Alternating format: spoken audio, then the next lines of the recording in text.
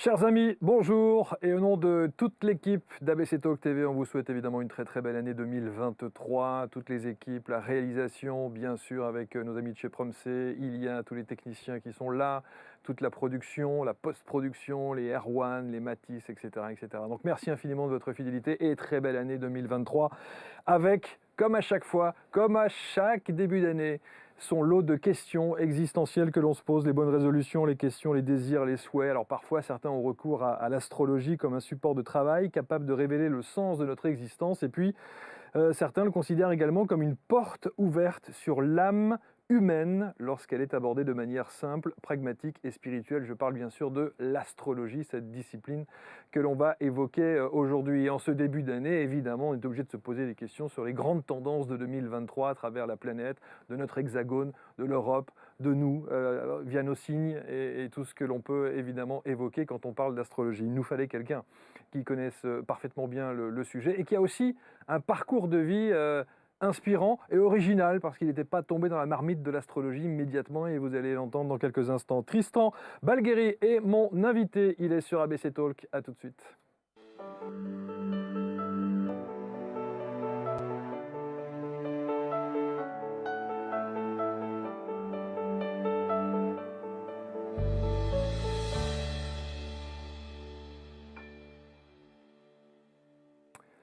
Voilà, merci d'être avec nous. C'est une belle émission en ce début d'année. C'est la première de 2023. Tristan est avec nous. Bonjour Tristan.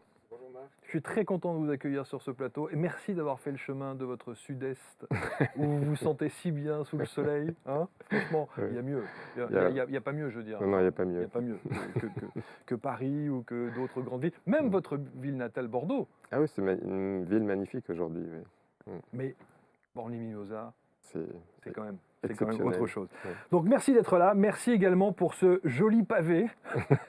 Ça, je peux vous dire qu'il y a les frais de Colissimo hein, qui s'en ressentent immédiatement. Trouvez votre chemin de vie avec l'astrologie. On parle, c'est aux éditions Le Lotus et l'Éléphant, et je salue Martine, et l'attachée de presse, qui fait un boulot remarquable et qui, à chaque fois, évidemment, nous suggère de belles émissions avec des invités. C'est un beau bébé, il a mis du temps à arriver. Oui, il a mis du temps. On en a un petit peu évoqué avant le démarrage de l'émission. J'en ai discuté très récemment avec un ami. C'est un livre qui a démarré son écriture à peu près en 2014. Au moment où j'ai eu une vraie révélation sur le chemin de vie en astrologie, sur sa manière dont on l'étudie et on l'enseigne de manière traditionnelle depuis plusieurs années ne me convenait pas d'une certaine manière parce que en fait, elle ne permettait pas d'accompagner la personne vers un dépassement de soi-même sans simplement la projeter dans des peurs en fait. Et en 2014, j'ai eu une consultation avec une personne qui est venue me voir, qui avait un chemin de vie qui allait en fait du Capricorne vers le Cancer. C'est une dynamique, je donne juste la dynamique des signes, comme ça.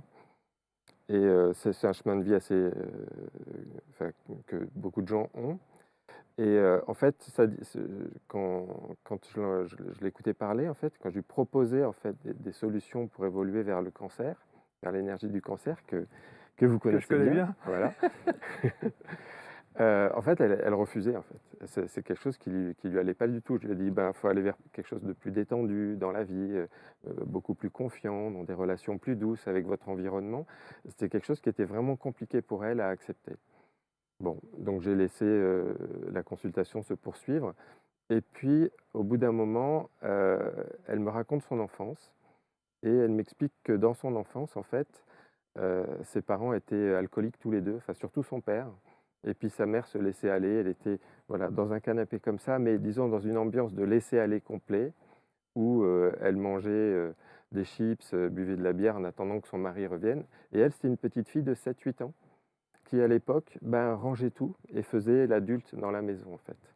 Et était face à des adultes qui avaient laissé tomber leur rôle d'adulte, qui étaient tombés dans une forme de déchéance. Là, c'était vraiment un cas extrême. Mais on pourrait dire aussi laisser tomber dans une forme de laisser aller, quoi. Et à ce moment-là, j'ai un déclic. Et je comprends que, en fait, le chemin vers lequel on va est aussi, dans notre enfance, ce qui a été notre plus grande peur, notre plus grande angoisse. Donc quand on pousse les gens vers ce chemin-là, sans leur expliquer cette dynamique, En fait, c'est comme si on les poussait vers un buisson d'épines ou dans un ravin, Et parce c'est que donc douloureux. et c'est très douloureux et c'est très difficile à accepter en fait.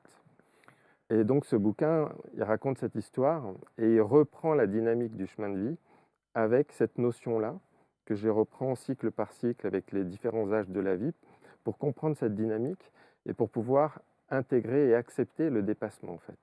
En Alors, comp- on va revenir sur tout oui, ça dans le détail parce que c'est évidemment passionnant. On parlera aussi de 2023. J'ai évoqué l'année 2023. On y est en plein dedans. Les grandes tendances, les grandes énergies. Alors, vous m'avez dit pas de signe par signe parce qu'on ne fait pas de voyance, de projection ou voilà, de choses comme ça. Mais je trouve que c'est assez culotté. Et je vous remercie infiniment d'être là, Tristan, parce que quand on commence à dire à un astrologue, un médium ou une clairvoyante, bref, qu'est-ce qu'il pourrait se passer dans les prochains mois ou les prochaines années, c'est un exercice qui est difficile, qui est assez casse-gueule, il faut le dire aussi. Et vous, vous allez accepter de parler un petit peu des grandes tendances 2023. Et pas de signe par signe, c'est ce que vous m'aviez dit avant de commencer l'émission, on est d'accord? oui. En fait, l'astrologie pendant très longtemps a été construite avec une démarche où on était encore dans un paradigme où tout est matière, le temps est linéaire. Donc très logiquement, dans ce paradigme-là, l'astrologie cherchait à apporter des événements ou à la connaissance d'un événement qui pouvait survenir dans la matière. Aujourd'hui, on est dans un changement de paradigme où, en fait, pour moi, d'abord la conscience humaine a évolué. Elle n'est plus aussi, je dirais, mécanique. Elle va, par rapport à des mêmes conditions, pouvoir exercer différents types d'expériences de vie. Donc ce côté très mécanique et très matérialiste, très événementiel de l'astrologie, pour moi, fonctionne de moins en moins bien.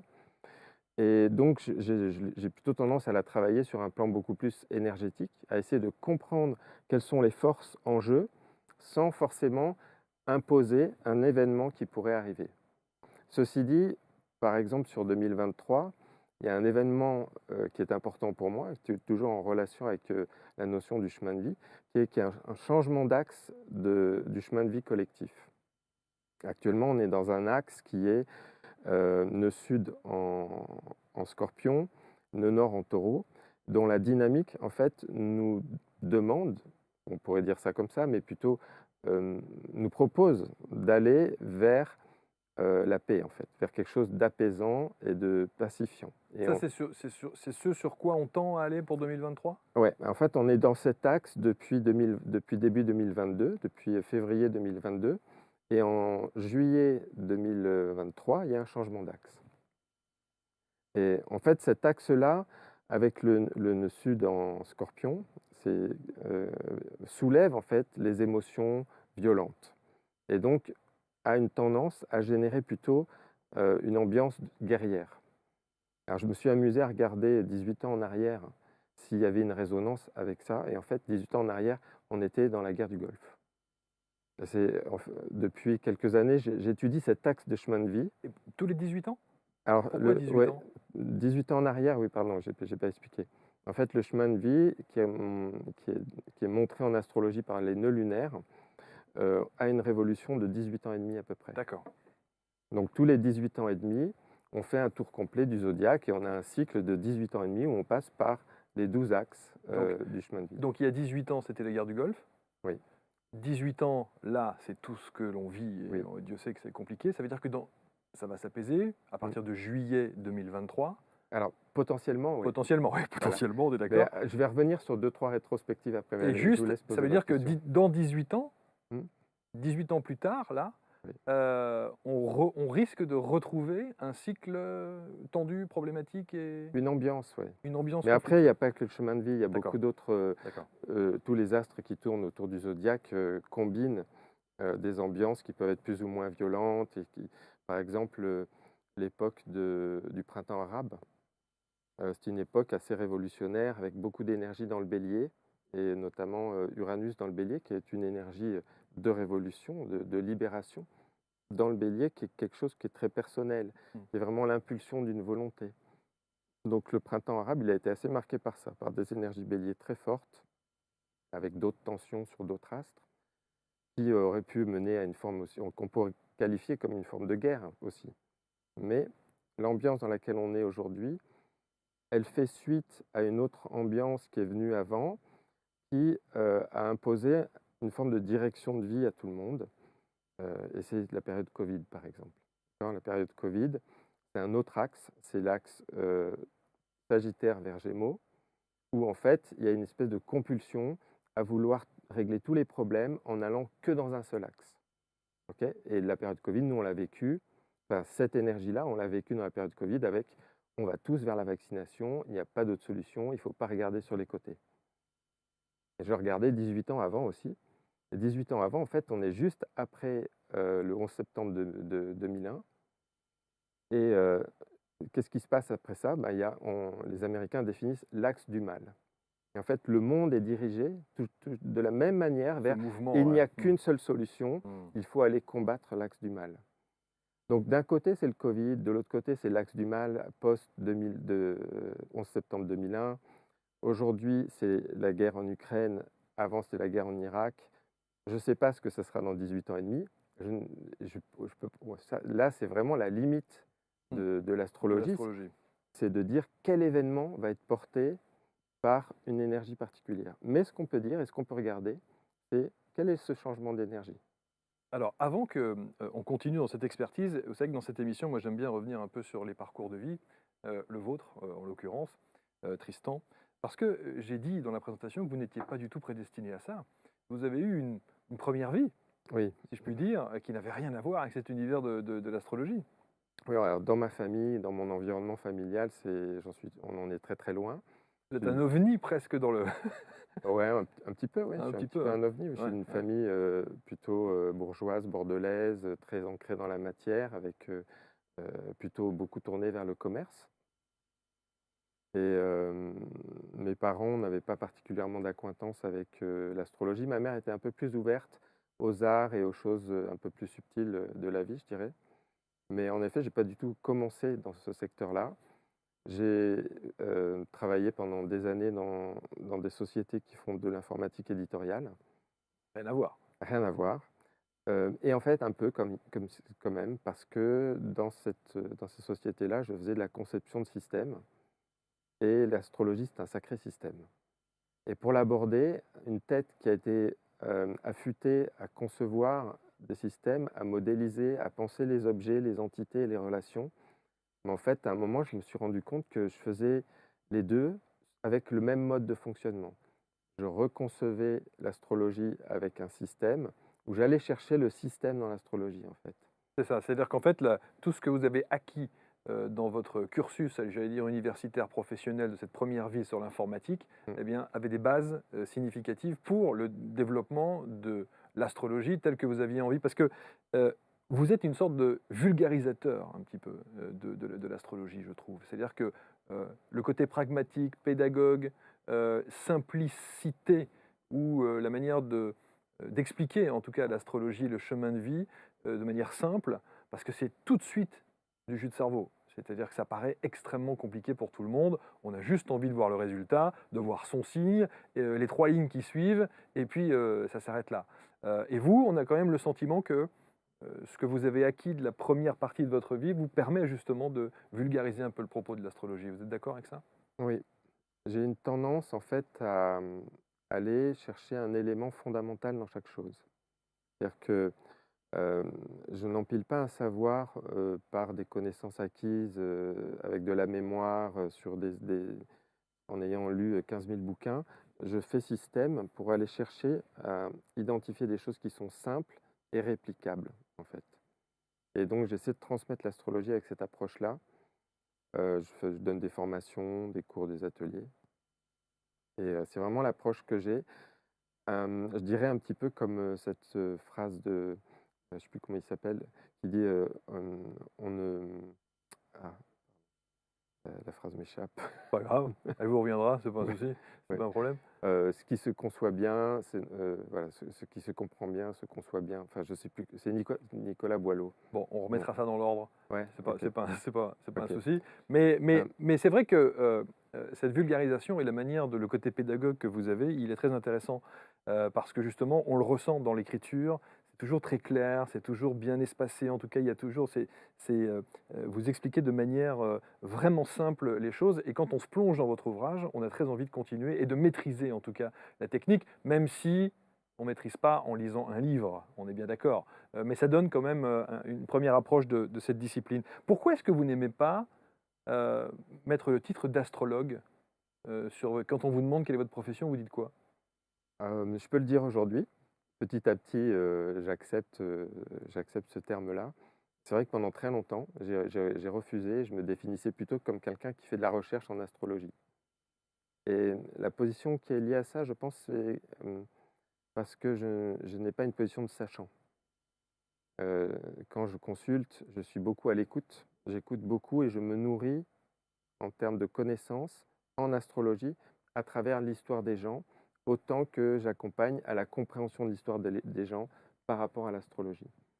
Donc le côté astrologue, ou le mot astrologue, pour moi, a une connotation de sachant, de posture de mandarin qui sait. Et d'ailleurs, pendant très longtemps, les gens ont consulté essentiellement de cette manière en astrologie. On se posait, on écoutait ce qu'on avait à nous dire et on repartait, avec quelquefois une impossibilité d'interagir. Et c'est encore le cas dans certaines pratiques, hein. J'ai vu quelqu'un il n'y a pas longtemps qui me racontait que la dernière consultation qu'il avait faite avec un astrologue, c'était ça. C'était on s'assoit, on écoute et on repart. Avec très peu d'interaction ou quasiment aucune interaction avec l'astrologue. Et vous, c'est pas votre méthode? Pas du tout. Pas du tout. Je ne travaille qu'à partir d'une question. C'est-à-dire que le thème astral est une information qui est très complète, qui donne à voir sur beaucoup de choses sur une personne. Et je ne vais pas rentrer dans le thème sur un point dur si la porte n'a pas été ouverte par la personne. Suggéré par la personne? Oui, suggérée, ouverte, ou si en me posant une question, elle n'est pas venue m'interroger sur ce point-là. Ça veut dire que vous ne pouvez pas travailler un thème astral, j'allais dire, général, sur la personnalité de quelqu'un en disant: «Si moi je vous dis demain, je voudrais connaître les grandes tendances de ma vie dans les, 20 prochaines années», Non, ça je le ferai pas. vous faites pas? Non, je le ferai pas parce que alors, non pas parce qu'on ne peut pas bien le faire, ça c'est pas le sujet. Je pense qu'on peut bien le faire et je rencontre souvent des gens qui me disent: «On m'a fait mon thème quand j'avais 20 ans, C'est ça. 25 ans et je l'ai relu à 50 et j'étais bluffé» et cetera. Bon, c'est souvent ça qui se passe d'ailleurs, hein. On le met dans un placard, C'est vrai, je l'ai on moi en plus, ouais. on l'oublie et puis on le C'est vrai. ressort 20 ou 30 ans après, C'est on vrai, dit: c'est vrai. «Bah, finalement, il m'a sorti des trucs qui étaient pas mal». Ouais, c'est vrai. Mais pourquoi je le fais pas? Bon, parce que, hem, le challenge pour moi aujourd'hui et dans la spiritualité ou le développement personnel, c'est un challenge vraiment important, c'est d'être dans l'instant présent. Et l'astro peut être un outil qui vous met tout le temps dans des projections dans le futur. Et une projection dans le futur ne résout rien en fait. Si aujourd'hui vous êtes endolori dans votre vie parce que vous avez un problème au boulot, de famille ou de je ne sais quoi, euh, c'est pas le passé, c'est pas le futur qui va vous résoudre votre question en vous disant dans 3 mois il y a telle conjonction, il y a tel passage et ça va aller mieux. Ça, pour moi, c'est une pure illusion. C'est vraiment une illusion complète. Et quand on fait ce genre de projection, on a tendance soit à effrayer la personne en lui disant ça va être pire, soit à l'endormir en lui disant t'inquiète pas, tout va bien se passer. Et donc pour moi, ça fonctionne pas en fait. Donc quand je consulte, le travail que je fais avec la personne, c'est aujourd'hui, maintenant, quelle est ta question? Et on va regarder ta question par rapport à l'instant présent, ce qui peut m'amener aussi à construire des choses par rapport au passé, à reconstruire ce qui amène quelqu'un sur cette difficulté-là à ce moment-là. Mais l'important est de restituer à, à l'individu sa singularité qui fait qu'il a un virage à traverser et que l'énergie de son thème et puis l'énergie alentour va lui proposer un challenge aujourd'hui. Et quel est ce challenge? Moi, ça ne m'intéresse pas de savoir quel est le challenge de dans 2 ans, parce que ça fait travailler mentalement et ça débranche la personne Alors, de sa présence. j'entends, Tristan, ce que vous dites. La question qu'on est en droit de se poser, c'est de se dire, au moment où je vous pose cette question, dans l'instant présent où je pose la question, je vibre d'une certaine manière. Donc, est-ce que cette vibration ne va pas influencer l'analyse dans le thème astral que vous allez faire à l'instant présent? alors que peut-être que dans 6 mois ou dans 1 an, si je vous repose la même question, mon énergie sera différente, il se sera passé beaucoup de choses et donc le thème, peut en être, influencé. Est-ce que c'est, réducteur que de dire ça ou est-ce que c'est une vérité? Ni l'un ni l'autre. Moi, je trouve que le sujet est ouvert. Euh, En fait, quand vous posez une question à un temps T, euh, on va essayer d'illustrer ça avec un exemple. D'accord? On va dire que quelqu'un rencontre une difficulté au travail parce que ce qu'on pourrait voir par exemple dans son thème, c'est que le secteur du travail est traversé par un astre.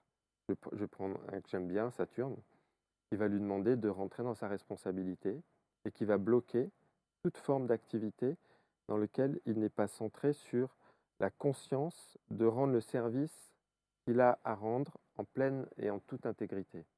D'accord? Et ça peut durer, ça c'est des passages qui peuvent durer 2 ans, voire plus, ces passages-là.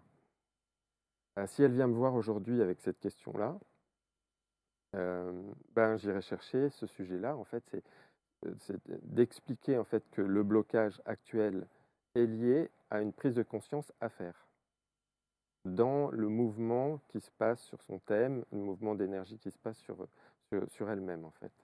Si elle revient me voir 6 mois plus tard, ben, peut-être elle aura compris et dépassé ça et elle n'aura plus besoin de me poser cette question parce qu'elle sera en train de faire toute seule le travail de dire ah, ok, je sais que ça fait 10 ans que je fais un boulot qui ne me plaît pas et je suis en train de conscientiser que pour être bien dans ma vie, il faut que le travail que je fais respecte mes valeurs, que je sois intègre avec ça. Donc, en fait, ce qui change dans les 6 mois entre la première et la deuxième consultation, pourquoi Mmh. pas, Mmh. c'est l'état de conscience de la personne par rapport aux énergies qui la traversent. Et cet état-là, je ne peux pas le savoir à l'avance.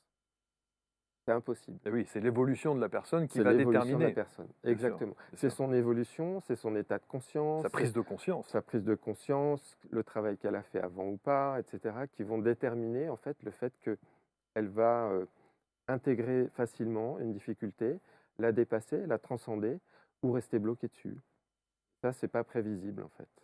Donc, toutes les personnes qui viennent pour consulter, Tristan, autant vous dire que si vous arrivez avec une demande de perception sur, les 10 prochaines années, on oublie, hein. Il faut être sur l'instant T avec Bon, une question bien précise pour ouvrir. On est oui, oui, d'accord? en caricaturant, oui. En caricature, évidemment, Sûr, évidemment, je plaisante. oui. Mais alors ça, c'est quand même une spécificité, de votre, j'allais dire, marque de fabrique. Très peu d'astrologues, travaillent de cette manière-là. Alors, je ne les connais pas tous. J'en connais quelques-uns et Oui. effectivement, ils ne travaillent pas comme ça. Oui, je me suis détaché de la promesse de vous dire l'avenir avec certitude. Et en fait, j'ai la sensation que l'astrologie est un outil de connaissance de soi extraordinaire et que ce travail de connaissance de soi en profondeur apporte plus de bénéfices pour traverser les épreuves de la vie que de garantir ou de dire à quelqu'un que demain sera meilleur ou après-demain sera pire. Donc c'est vrai que j'ai travaillé l'astrologie de cette manière, c'est peut-être un peu apocryphe, mais c'est comme ça que je me sens à l'aise. Je pense que j'ai plus une approche de thérapeute à la base que de quelqu'un qui a vraiment envie de maîtriser le destin des gens et de savoir qui ils seront demain matin.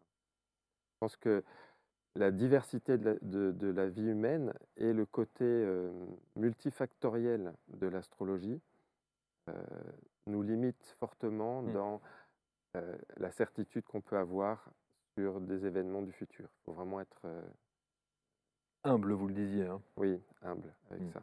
Avec ça. Et puis même, je sais qu'il y a des astrologues qui cherchent des événements forts dans la vie des gens, comme la mort, par exemple. C'est des choses qui sont pas forcément souhaitables, moi, je trouve. Ni même un accident. Enfin, je veux dire, ça n'a pas de sens. Euh, du point de vue humain. Certains astrologues vous diront: «Je préfère prévenir». Alors, prévenir, justement, ne va pas être de définir un événement. Prévenir va être de dire, ben, dans telle période, il y a tel genre d'énergie qui se passe, et si on veut éviter le point dur, il y a telle prise de conscience à faire. C'est ça qui m'intéresse en fait. C'est que tous les astres, même s'ils ont euh, des points difficiles peuvent nous impacter, ils ne le font pas gratuitement. C'est-à-dire, c'est un chemin d'évolution et on rencontre de temps en temps des difficultés pour passer un cap dans notre évolution.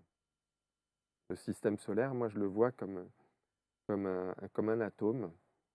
C'est une caricature, hein. Enfin, c'est pas une caricature, c'est une image, une analogie, mais elle est assez juste pour moi. Et dans cet atome, enfin, dans un atome, en fait, vous savez que les électrons qui sont proches du centre sont ceux qui ont le moins d'énergie. Et plus vous allez sur les couches électroniques supérieures, plus il y a d'énergie. Jusqu'aux couches les plus éloignées du noyau, où les électrons qui se promènent, on les appelle les électrons libres. C'est rigolo. C'est ceux qui vont pouvoir faire des relations atomiques, faire l'électricité parce qu'ils bougent, etc. Dont beaucoup se définissent d'ailleurs comme ça, Voilà. comme Je suis un étant peu des un électrons électron libres. libre. Ouais. C'est ça.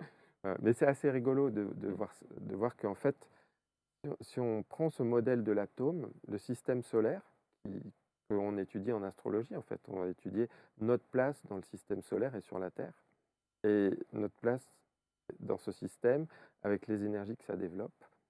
En fait, dans le système solaire, euh, je considère, c'est ma façon de travailler, que chaque astre sur son orbite a une énergie qui lui est propre. Et plus on va vers les confins de notre système, plus l'énergie des astres est puissante. Jusqu'à un certain niveau où on n'est pas vraiment capable d'intégrer la conscience et l'énergie de ces astres-là dans l'espace d'une vie, parce qu'ils sont assez complexes à comprendre. Mais en fait, plus ces astres sont éloignés, plus ils sont puissants, et plus en fait, ils nous demandent de faire une évolution de conscience très forte pour en intégrer l'énergie et la forme. Et quand on n'arrive pas à le faire, on va plutôt vivre des événements dans la matière qui vont nous ramener à des épreuves pour nous mettre en conscience des choses qu'on n'arrive pas à conscientiser tout seul. Est-ce que ça veut dire, Tristan, qu'un astrologue comme vous n'est jamais ou très rarement étonné de l'évolution du monde? C'est vrai. C'est vrai? Ouais, c'est vrai. Alors, je pense qu'il y a l'astro qui m'a apporté ça, c'est-à-dire que je ne suis pas difficile à surprendre, non pas sur les choses, les petits événements, enfin, pas les petits événements, sur la manière dont les événements se produisent. Je suis comme tout le monde, hein, je suis surpris de ce qui se passe, mais l'astrologie amène une forme de connaissance de l'humain, de connaissance des énergies globales, qui font qu'on devient de plus en plus tolérant à toutes les formes de vie.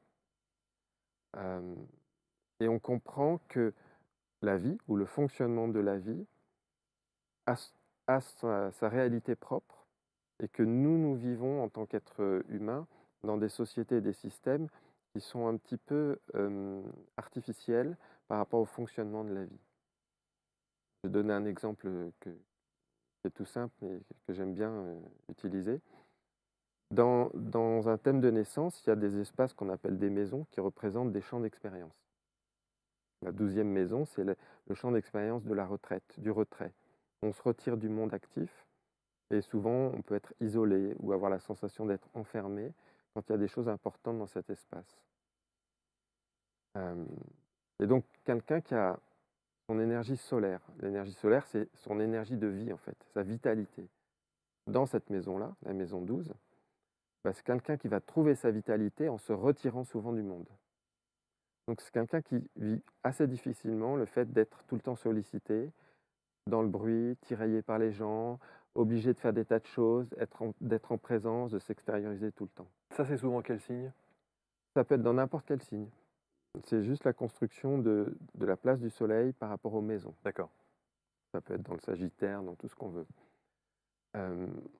Et donc, en fait, c'est une construction qui est banale en astrologie, on va dire une bêtise statistique, mais grossière, on va dire ça peut être une personne sur 12 qui a cette construction-là. Et dans notre société, on n'intègre pas en fait Le fait qu'une personne sur 12, potentiellement, est une personne qui va très difficilement accepter le travail, l'extériorisation, d'être en suractivité permanente. C'est une réalité, parce que les gens le vivent mal ou vont se retirer de différentes manières, hein, avec des maladies, avec tout ce qu'on veut. Euh, mais la société, elle, n'intègre pas ces facteurs de vie qui sont essentiels. Et donc, quand on fait de l'astro, on découvre tout un tas de formes de vie qui ne sont pas codifiées, qui ne sont pas apprises dans notre construction sociale. Et on commence à intégrer avec beaucoup plus de tolérance l'énergie des gens et leur construction de vie, en fait. J'ai commencé, pour tout vous dire, on a discuté un peu avec Tristan, on a discuté brièvement et je commence par lui dire un truc que j'ai lu sans doute quelque part. D'ailleurs, j'étais en train de me dire, mais où est-ce que j'ai lu ça? Et je lui dis, ah, c'est formidable, 2023, c'est l'année des cancers, le signe cancer, c'est l'année du cancer et tout. Et alors moi, évidemment, comme je suis cancer, je me suis dit, ça va être mon année 2023 formidable. Il me dit, mais où est-ce que vous avez vu ça? Il n'y a pas de. C'est bizarre, depuis tout à l'heure, j'essaie de réfléchir, mais j'ai lu ça quelque part en me disant. Ou alors j'ai lu que c'était une très très bonne année pour le signe des cancers en 2023. Vrai, faux? J'en sais rien. Ah, d'accord, ok. Mais non, mais je vais aller plus loin que cette réponse. J'en sais rien parce que quand je vous dis ça, c'est que quand je regarde ce qui se passe dans l'année 2023, il n'y a rien qui me permet de le dire d'une manière puissante et forte. D'accord. Par exemple, chaque année, on dit ah, cette année, c'est l'année D. Bah oui. Voilà. Et ça correspond en général au mouvement d'un astre qui est Jupiter, qui passe en moyenne 12 mois par signe. Et donc, et Jupiter est un astre qui amène une puissante légitimité, une forme d'abondance, une espèce de rayonnement et de pouvoir assez fort. C'est un grand bénéfique, comme disaient les anciens astrologues, c'est le grand bénéfique du zodiaque. Mais alors, donc, du coup, Il 2023, c'est n'est quoi pas alors du là? tout dans le cancer. C'est pour ça que quand D'accord, vous bon. m'avez posé la question, je me suis dit, mais ça correspond à quoi? Donc, C'est dingue, je sais pas où j'ai vu ça. voilà, Bon, c'est pas grave. à quoi ça correspond, je ne Bon, sais pas. bon. Et donc, alors, si on devait définir l'année 2023 sur un signe particulier, enfin, je veux dire, une tendance, une énergie, du coup, je ne sais plus très bien quel mot utiliser parce que vous avez une approche de l'astrologie qui est un peu différente de toutes celles qu'on entend à droite, à gauche. Si on veut reprendre, par exemple, le passage de Jupiter cette année, il est en bélier, il va être en bélier une partie de l'année, et ensuite il va passer en taureau. Donc on va avoir cette énergie assez abondante et qui permet le développement de l'énergie solaire, des gens qui sont plutôt béliers, et ensuite, deuxième partie de l'année, plutôt taureau. Okay. Bon, voilà, pas les cancers, je suis désolé. Hein. C'est dingue. En revanche, dans les signes d'eau, oui. le cancer, c'est un signe d'eau. Oui. Donc, si on veut s'attendre à quelque chose qui soit bénéfique pour les signes d'eau, oui. on pourrait penser à que des astres forment un aspect, c'est-à-dire un angle, une relation bénéfique avec d'autres astres en signe d'eau, par exemple. Okay. Donc les autres signes d'eau, poisson, scorpion. Scorpion. Alors, cette année, il y a Saturne qui arrive dans les poissons. Pratiquement, ça, c'est bon, ça. Pratiquement le jour de mon anniversaire. Bah, Saturne, en fait, autant, je vous disais tout à l'heure que Jupiter, on dit c'est le grand bénéfique. Ah oui, non, je confonds avec Jupiter. Autant pour moi. Autant Saturne, on dit c'est pas la bonne année. Oui, exact. Parce que ça va apporter de la restriction, ça va apporter en fait un retour à une forme d'intégrité qui commence souvent par des blocages, des frustrations, une limitation, un ralentissement. Vous voyez. Et ça peut être en écho avec les autres signes d'eau. Donc Cancer, Scorpion, parce que cette énergie-là va se mettre en relation harmonique avec les autres signes d'eau. Donc, vous m'avez cassé mon truc, mais non. d'une force. Mais non, je ne sais pas où j'ai vu ça. Mais bon, est-ce que vous acceptez qu'on dresse, mais vraiment en une phrase ou en un mot, je dirais le profil du signe. Par exemple, moi, on me dit, par exemple, les béliers, c'est un signe énergique qui a besoin d'action et qui a tout le temps besoin d'assouvir ses ambitions. Est-ce que c'est vrai? On peut y aller, là-dessus, c'est une forme de caricature. Je vais vous proposer autre chose. Allez-y. Le bélier, c'est un signe de feu. Donc on va déjà se dire, c'est quoi les signes de feu? Les signes de feu, c'est les signes qui évoquent la volonté. Okay. C'est l'énergie de la volonté. Les signes d'air, c'est l'énergie de la pensée. Les signes de terre, c'est l'énergie du faire, de la réalisation, du concret. Et les signes d'eau, c'est plutôt le ressenti les émotions, les choses qui sont senties dans l'invisible. Ok. C'est bon ça. Cancer, voilà, Ah, ressenti dans l'invisible, on tout y est. tout est bon dans le Tout est cochon. bon dans le cochon, exactement. Euh, Taureau. alors, le taureau, signe de terre, le premier signe de terre, d'accord? Donc, il va nous initier au rapport à la matière et à la réalisation des choses concrètes ou à la matière première. Donc, c'est là où on va retrouver cette énergie avec les taureaux, du goût des choses qui sont matérielles, du goût, par exemple, de l'appétit, souvent de la sensualité, des choses comme ça, parce que c'est un signe qui va nous initier à la matière, à la relation à la matière. Les Gémeaux. Gémeaux, signe d'air, premier signe d'air, et nous initie dans le mode opératoire de la pensée, des concepts. Et c'est ce côté tout feu, tout flamme des Gémeaux, très curieux, qui va d'une chose à une autre, qui n'a pas forcément de continuité, mais qui va expérimenter sa pensée et ses concepts et ses idées de tous azimuts. Tous azimuts. Bon, le cancer, on a vu. Les lions. Les lions, ben, on rentre maintenant dans le deuxième signe de feu. Donc on est toujours dans une énergie de volonté. Et le deuxième signe va avoir tendance à fortement intensifier le rapport au mode opératoire.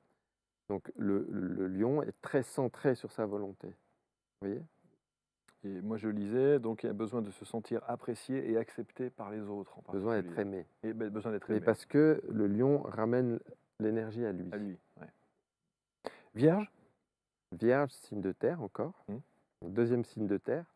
Où là, on va rentrer dans un autre rapport à la matière qui essaie de tout comprendre, tout peser, tout calculer, être capable de pouvoir, sur chaque chose qui existe concrètement dans le monde, pouvoir la classer, l'ordonner, savoir où elle va, etc. Ça ne veut pas dire que les vierges sont tous, comme on dit souvent, des obsédés du rangement, etc. Mais il y a un rapport à la matière qui essaie de rationaliser tout le plus loin possible, on va dire. Ouais, ça me parle aussi, ça. Balance. Balance, deuxième signe d'air. Donc on est toujours dans les idées et les concepts. Cette fois-ci, dans les idées et les concepts, on va les pousser au maximum, deuxième signe toujours, avec plus d'intensité. Et donc la balance va essayer de tout organiser dans la vie selon des règles. D'où le rapport à l'harmonie chez les balances, ou à l'art, parce que l'art, ce sont des règles d'harmonie qu'on applique. D'accord? Mais il n'y a pas que ça. Après, ça peut se transformer en convention, conformisme. C'est aussi un métier une énergie qui est mentale et qui va développer le rapport à la parole, mais avec cette recherche d'harmoniser les choses. Donc c'est pour ça qu'on voit aussi souvent chez les balances un rapport qui est assez fort avec la notion de la diplomatie ou au fait de vouloir plaire. Scorpion. Scorpion, on entre maintenant dans le deuxième signe d'eau. Donc on intensifie quoi avec l'eau? On intensifie la relation, la reliance avec l'autre. Donc le scorpion, ce sont les signes qui ont la puissance de reliance invisible, magnétique, la plus forte en fait. Et donc qui déclenche des passions très très fortes, avec des liens extrêmement puissants qui aussi souvent vont exploser. C'est pour ça qu'on dit oulala, scorpion, oulala. Ouais. On a souvent tendance Mais à avoir cette on dit réaction. ça, après, on fait un pas de côté Oui, oui. et on se dit, on a tous le scorpion quelque part, dans notre thème de naissance. Donc on a une expérience de vie qui est marquée par ce signe. Il vaut mieux apprendre à la connaître et comprendre son sens dans la fonction du zodiaque que juste d'en avoir peur en fait. Capricorne. Capricorne, alors on va rentrer avec le Capricorne dans les troisièmes signes maintenant. Les troisièmes signes, ils vont étendre. Okay, premier signe, dans un élément, on initie l'élément. Le deuxième signe, on l'intensifie. Le troisième, on va étendre. On va aller au-delà de soi.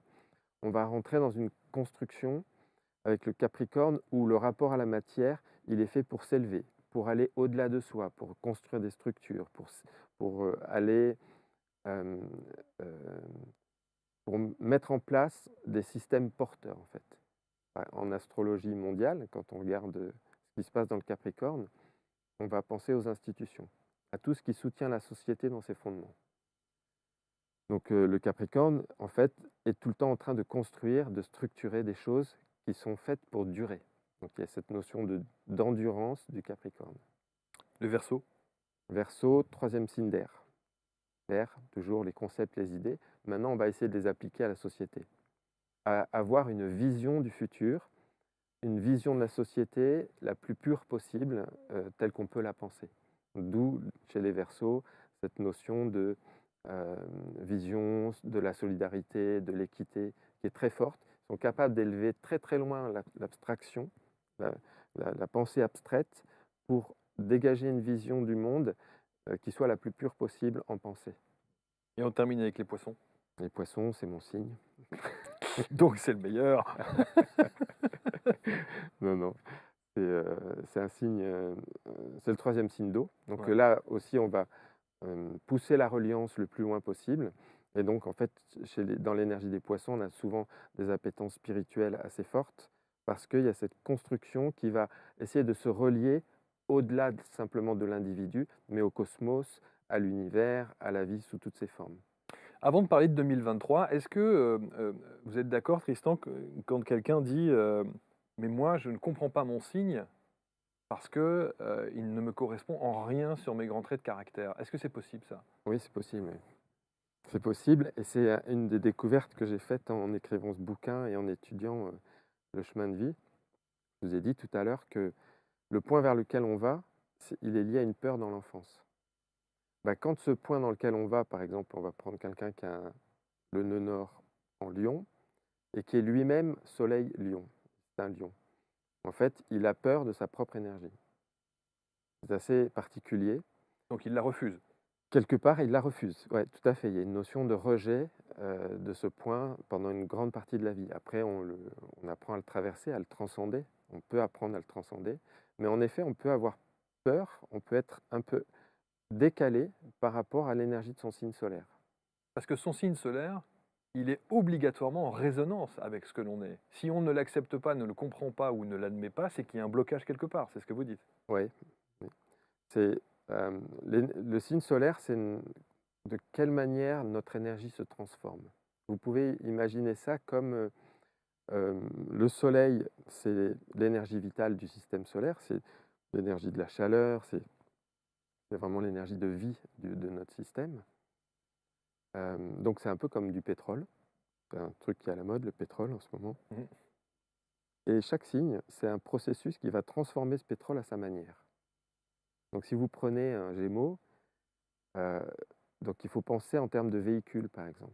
Si vous prenez un Gémeaux, c'est un véhicule qui va transformer l'énergie pour aller partout, rapidement, mais pas trop loin. Donc ça va plutôt être un scooter, mais ça ne sera pas un avion à réaction. Vous voyez ce que je veux dire? Mais en fait, le signe solaire, c'est vraiment ça. C'est comment notre énergie à nous est transformée par un processus qui fait que quand on a de l'énergie disponible, on va l'orienter avec notre machine d'une certaine manière. Mais là où c'est intéressant, c'est qu'effectivement, si on n'admet pas son signe ou on ne se reconnaît pas au travers de son signe, c'est de dire qu'il y a effectivement ce blocage, d'où l'idée de passer par un chemin de vie ou l'analyse ou l'étude du chemin de vie dans le thème astral, c'est votre process, pour essayer de déverrouiller probablement ce qui est marqué comme un point d'ancrage négatif pour notre évolution. Oui, il n'y a pas que le chemin de vie Non, il n'y a pas que le chemin de vie. qui va amener ce déverrouillage ou qui peut amener cette compréhension en fait. L'idée, c'est d'arriver à intégrer comment on est foutu, notre logiciel. C'est ça qui est important, parce que ce déblocage d'énergie, on peut le faire de plein de manières différentes. Ce que va nous apporter l'astro, c'est la compréhension de la machine en fait.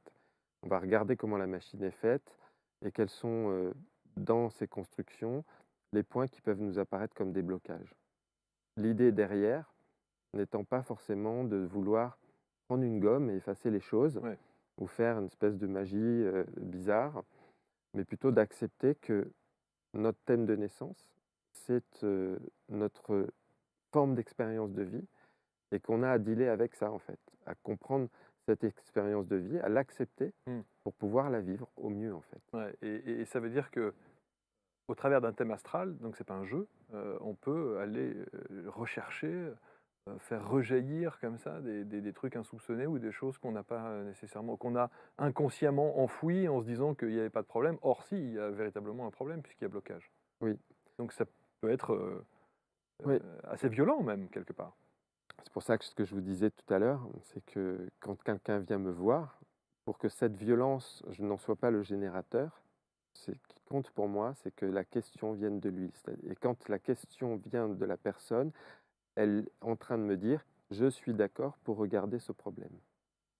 Parce qu'en effet, il y a beaucoup d'énergie dans le thème qui peuvent être assez violentes ou qui peuvent, mmh, amener, à des formes de vie qui sont assez dures. Mmh. Si vous les exprimez, heu, à la personne de manière brutale, vous pouvez induire une pensée, heu, d'autodestruction ou d'autodévalorisation ou d'apitoiement sur soi-même, qui souvent d'ailleurs est inutile parce qu'on se connaît en fait.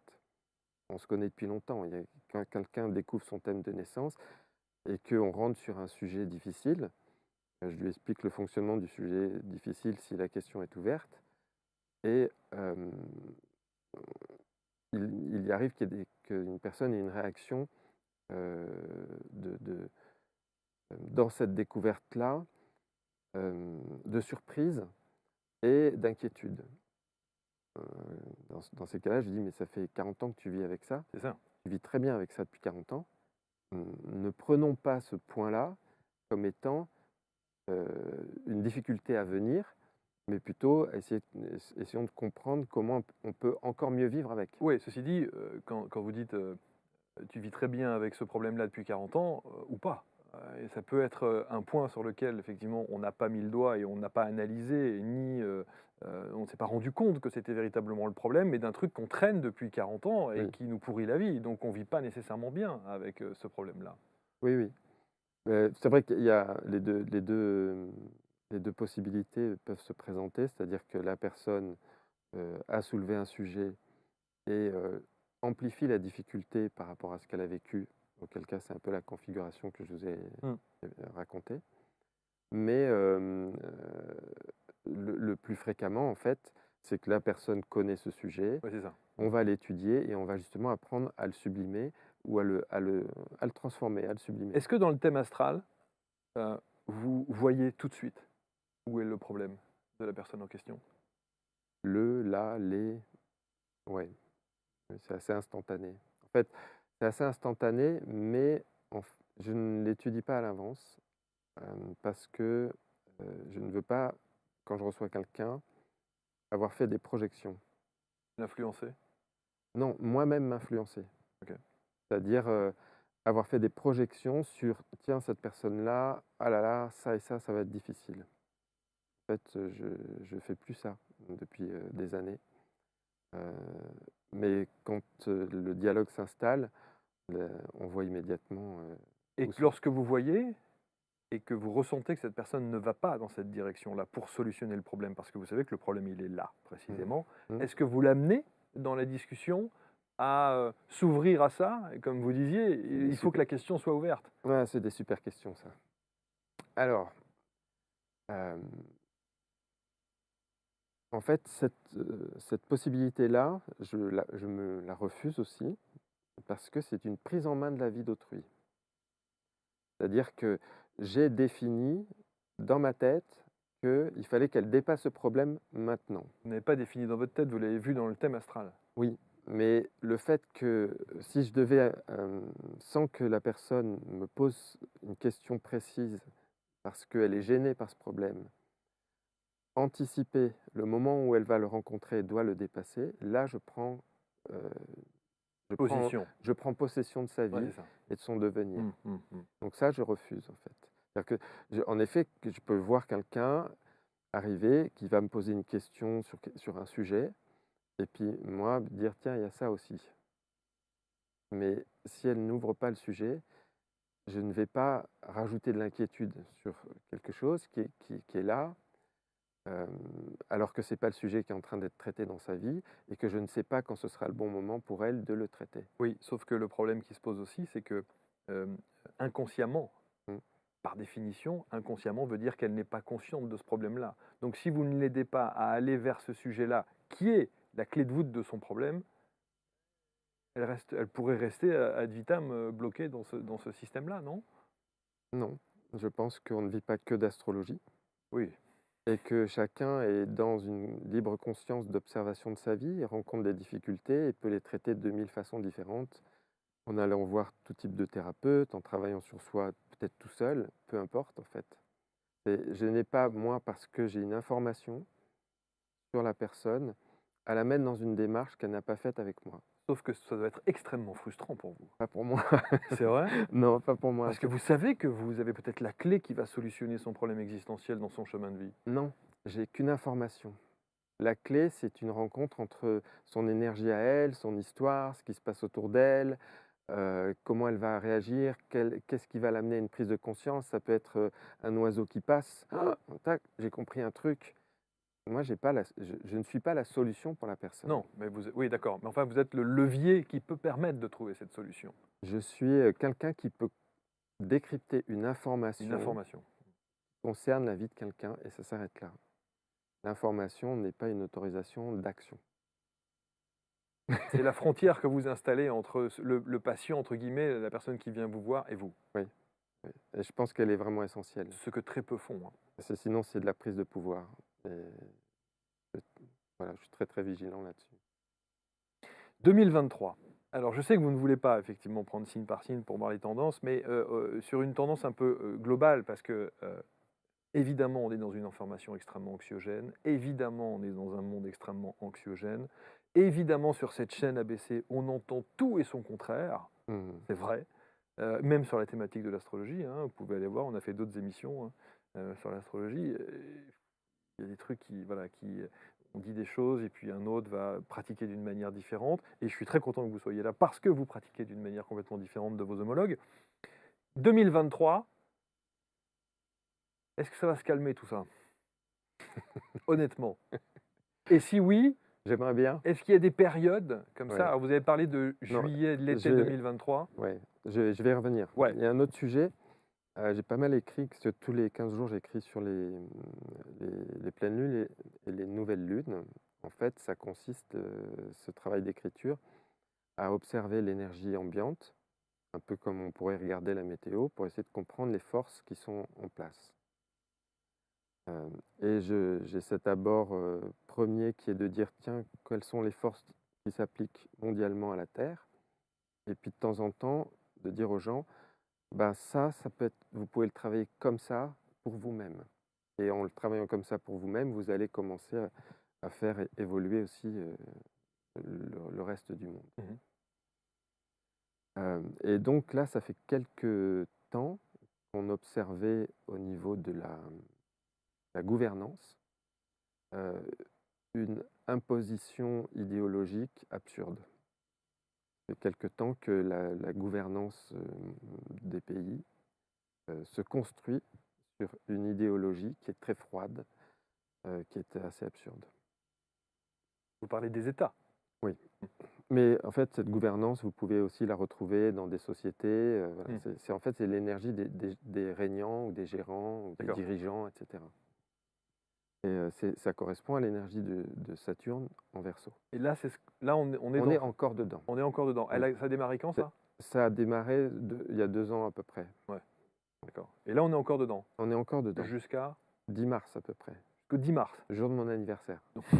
Donc tous les flûtés de la tête qui ont des postes à décision jusqu'au 10 mars, il faut s'attendre encore à avoir des réactions un petit peu difficiles sur des choix. Oui, en fait, donc Saturne est dans le Verseau. Le Verseau, c'est un signe, on en a parlé tout à l'heure, qui amène à développer des idées, des concepts, des visions pour le monde, etc.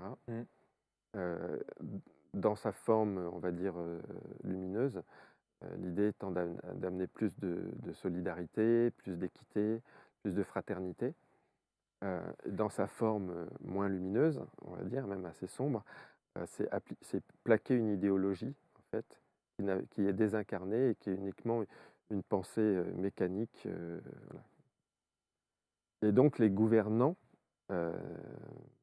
ont beaucoup fonctionné avec cette énergie très, très froide et très idéologique. Et à partir de mars, Saturne va rentrer dans les poissons. Et les poissons, c'est un signe qui est assez flou, en fait, qui est assez difficile à cerner, qui n'a pas de limite, qui n'a pas de contour. Donc, ce qui me fait, moi, penser que cette puissance de gouvernance très mentale va un peu se diluer, D'accord. va perdre de sa superbe parce que soit elle est spirituelle, soit elle est floue, en fait. Soit elle commence à ne à ne plus avoir de contours assez nets, et d'appui, intellectuel ou matériel assez concret pour s'appliquer. Donc on va, à partir de mars, à mon avis, vers, une espèce de dilution, des gouvernances qui n'ont pas de fondement spirituel. Et ça peut être très intéressant comme, alors je Parce qu'une gouvernance qui a un fondement spirituel, il n'y en a pas beaucoup en fait, hein. non, il y en a pas beaucoup. Donc Clairement! non, mais voilà, ce sera vraiment à observer Ouais, collectivement. On va pouvoir regarder ça en se disant: «Tiens, comment ça évolue?» OK. Et donc après le 10 mars? Après le 10 mars, on reste sur, les poissons, jusqu'à la fin de l'année et 2024 et cetera. Donc Saturne, c'est un astre qui est assez lent. Il met 29 ans et demi à faire le tour du zodiaque, donc il reste 2 ans et demi dans un signe en fonction de où il est dans sa course. Donc c'est une énergie qui va s'installer pour un certain temps, mais je pense qu'on va sentir ça. On va sentir, une espèce de flou arriver sur, ces rectitudes de gouvernance très mentales. Mais ça veut dire ça va tomber? Enfin, je veux dire, ce sont des Bah, est-ce que c'est une cassure nette ou est-ce qu'il va y avoir, je sais pas, des rébellions, le peuple se soulève, et puis évidemment les autorités sont obligées de courber les chines parce que, je ne sais pas, je ne pense pas. Moi, j'aime bien écouter aussi, certains médiums, il y en a que j'aime bien, ouais, écouter et il y en a un qui répète depuis un certain temps que au niveau de la France, il ne parle pas du monde, mais au niveau de la France, il voyait qu'il y avait, une gouvernance qui n'avait plus la main à partir de février-mars. Un gouvernement qui bon, a plus la main. bon et ça corrobore avec, Ben, moi, c'était en ce résonance avec ce que je avec pouvais voir votre sur, analyse. sur ce mouvement de Saturne qui est vraiment l'astre des régnants, des gouvernants. Hem, Juillet 2023, pourquoi là une nouvelle transition? Ouais, parce qu'on change d'axe en juillet 2023 des nœuds lunaires, donc on change d'axe de chemin de vie collectif. Donc ce que j'avais expliqué tout à l'heure sur l'axe dans lequel on est aujourd'hui, Scorpion vers Taureau, qui est un axe qui est en écho avec des bouleversements émotionnels très forts et qui, par 2 fois, là, sur les 2 dernières fois, s'est, manifesté par une guerre qui a pris de l'ampleur sur le plan mondial. Ben, en fait, en juillet, mi-juillet, on va changer d'axe et on va rentrer dans l'axe, Balance-Bélier, dans la direction donc Balance-Bélier, c'est-à-dire nœud sud en Balance, nœud nord en Bélier. Donc Qui veut dire? ce qui veut dire que notre dynamique d'évolution collective, notre chemin de vie collectif sera d'aller vers l'affirmation de soi, en fait, avec une construction dans laquelle on pourrait être, un peu écrasé par une tendance à, devoir appliquer des règles, revenir à une façon d'être un peu lisse. Vous voyez? On peut rentrer dans cette dynamique-là. Ce qui veut dire que, hem, moi ce à quoi ça me fait penser, c'est qu'il pourrait y avoir des mouvements forts, en juillet, fin juillet ou à partir de mi-juillet, peut-être avant, qui préparent l'idée qu'il y a une forme de révolte ou une forme d'émergence ou de jaillissement de la volonté des gens qui ensuite pourrait être, tentée d'être étouffée dans, une forme d'imposition, de règles, de lois, de re C'est-à-dire pour faire taire la colère oui, ambiante de exactement. mi-juillet, on aurait un gouvernement qui, décide d'instaurer, enfin je dis un gouvernement, Oui, évidemment on va être vigilant, mais oui. enfin, heu, il y aurait des énergies Mmh, qui tenteraient à imposer des choses sous le couvert de la loi, pour faire taire justement cette colère grandissante? oui, mais on finira par percer ce chemin, je pense, de faire émerger la volonté, de faire renaître l'individualité, en fait.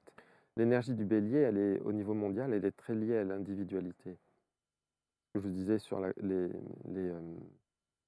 les révolutions arabes de 2011, si je me souviens bien, l'énergie du bélier était très forte, c'est-à-dire qu'il y avait une puissance individuelle qui a été très Mmh. très, très stimulée à ce moment-là. Fin d'année 2023? Ah, fin d'année, quelle question. En fait, ce que je vous ai décrit là se déroule jusqu'à la fin de l'année. Le chemin de vie, ça dure 18 mois, donc on est parti de juillet jusqu'à 2024 à peu près en entier. Euh, on change sur la deuxième partie de l'année d'énergie par rapport à l'abondance, la légitimité, le développement. Vous voyez, Jupiter, dont on a parlé tout à l'heure, on va passer dans l'énergie du taureau. C'est intéressant parce que le taureau, c'est ce qui régit sur le plan mondial la gestion des ressources. Or, là, en ce moment, on est dans une affaire très compliquée Mmh. avec quelque chose qui devrait finir par exploser et peut-être revenir justement avec Jupiter dans le taureau à une forme de construction du rapport aux ressources matérielles un peu plus euh, abondante.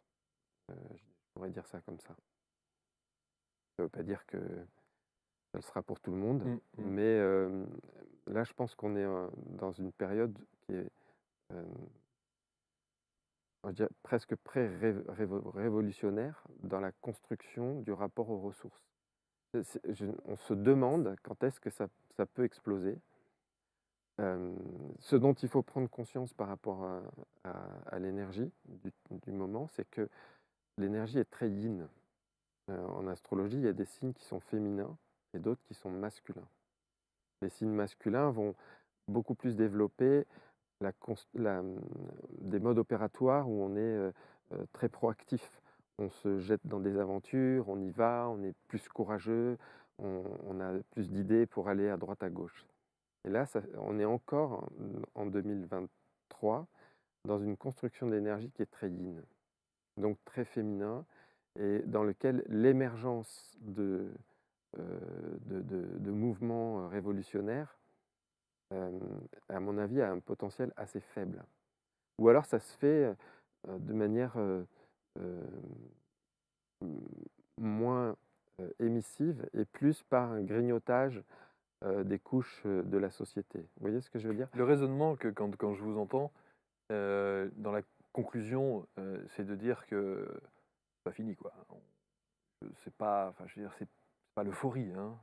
On s'oriente pas sur une année 2023, extraordinaire. Là où d'autres vont, nous dire que ça y est, il y a une évolution, une prise de conscience et donc que les consciences s'ouvrent et que la spiritualité va bien s'installer, peut-être Mais faire prendre c'est enfin, le cas, hein. C'est le cas aussi.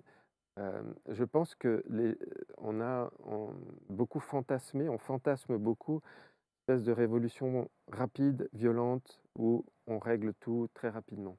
Moi, j'ai l'impression que les choses se font euh, justement par des prises de conscience, vous voyez, une élévation de la conscience, une démarche qui est beaucoup plus yin et donc on ne voit pas en fait.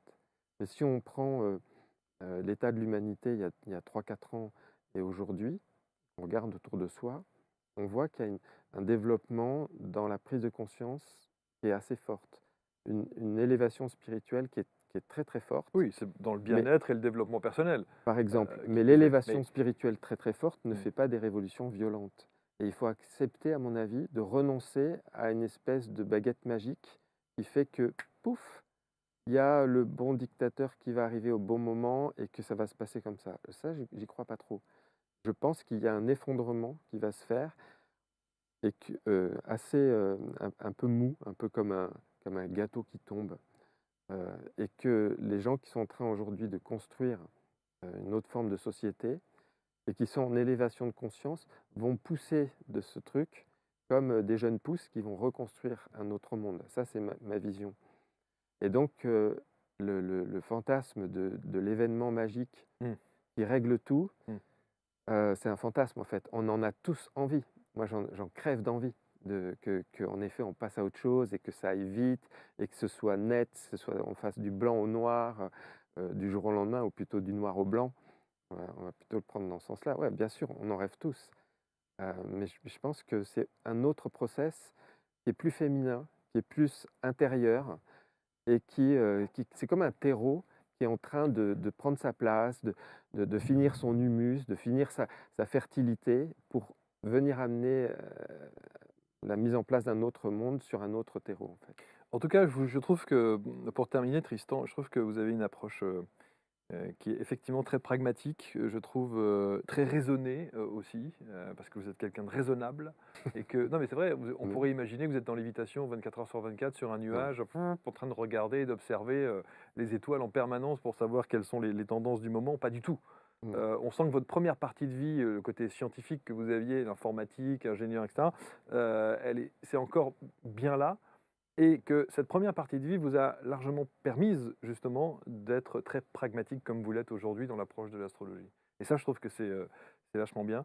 Et, le chemin de vie, à travers l'astrologie, trouvez le vôtre entre les nœuds lunaires, on en a parlé, les astres, les signes, les maisons.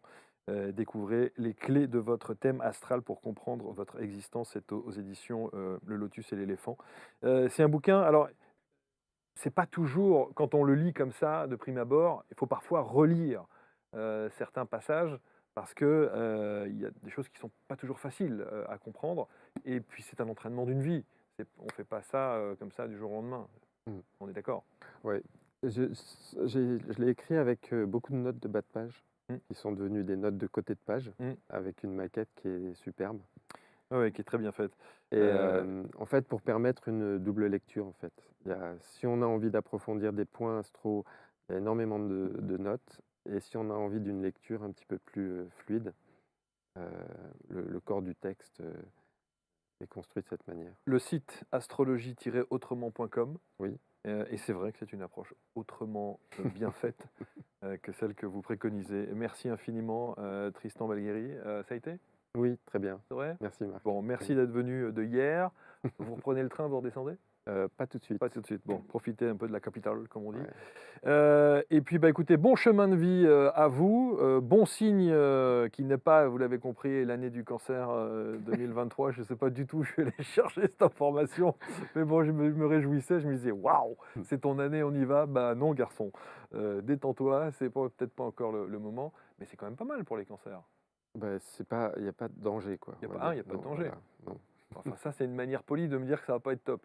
Non, non, non, Ça va, ça va. non, Bon, ça va. c'est pas Disneyland, c'est Oui, tout. c'est pas Disneyland. On est d'accord. Mais ça veut pas dire que c'est une cata. Non, non, non. Faut pas s'arrêter à ça. Il y aura des Vous épreuves. attendez quoi? Il y aura des épreuves. Hein? Il y aura des épreuves. Pour tout le monde. Oui, pour tout le monde, d'accord. Ah là là, c'est politiquement correct de Tristan, voilà, pour pas heurter la sensibilité du garçon qu'il est déjà. Merci infiniment en tout cas, merci, Merci à merci vous. beaucoup. Merci à tous de nous avoir suivis, commenté, partagé comme toujours, et je pense qu'il y aura des réactions sur ce qui a été dit dans cette émission. Salut à tous et à très bientôt sur ABC pour une nouvelle émission. Bye.